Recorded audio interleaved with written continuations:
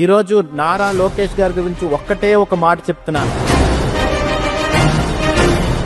నేను ఈ దేశంలో ఎవరన్నా ఒక్క నాయకుని చూపెట్టండి. రాహుల్ గాంధీ మీరు తీసుకోండి, వాళ్ళ తాతగారు పోటీ చేసిన దగ్గర, వాళ్ళ నాన్నగారు పోటీ చేసిన దగ్గర పోటీ చేస్తారు. జగన్మోహన్ రెడ్డి తీసుకోండి, వాళ్ళ నాన్నగారు పోటీ చేసిన దగ్గర పోటీ చేశారు.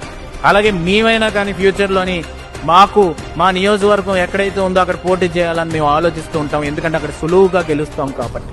కానీ నారా లోకేష్ గారు ఒకటే ఒక ఛాలెంజ్ ని తీసుకొని యువగలం పాదయాత్ర తర్వాత మంగళగిరిలో ఒకసారి ఓడిపోయినా కానీ అక్కడే పోటీ చేయాలి, అక్కడే నేను అత్యంత భారీ మెజార్టీతో గెలాలి, ఒక్కసారి గెలిచిన తెలుగుదేశం పార్టీ ఆ నియోజకవర్గంలో అయినా కూడా జెండాని రెపరెపలాడించాలి, పసుపు జెండాని అక్కడని చెప్పి ఒక పట్టుదలతో ముందుకెళ్లిన ఏకైక సత్తా ఉన్న నాయకుడు.